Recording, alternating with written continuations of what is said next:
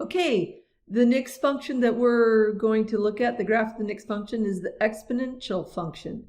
And there's two different versions. When the base is e, the constant e, and when the base is essentially any value. I have 2 to the x, but y is equal to b to the x would be another way to describe the parent function.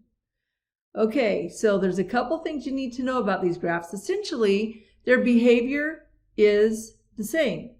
For the domain, the x's start from, they head off towards negative infinity, and even though they're going up and it's gradually to the right, they're headed off to positive infinity.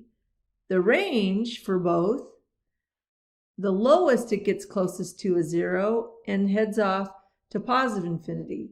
But the one point they agree on is right here. And notice that's when x is 0. So the one thing to remember about exponentials is when any base has the exponent of 0, that value will always equal 1. So it doesn't matter. We could have 10 million. I almost put 10,000. 10 million to the 0 power, you would also get 1.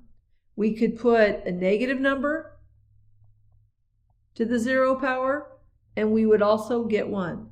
So any of the although typically we're not going to put, for this graph, we're not going to put a negative number there, but for exponentials, any number to the 0 power is 1, and the basic end behaviors are the same regardless of the base. But you do have to be careful about what the base is. All right, that's it for exponentials.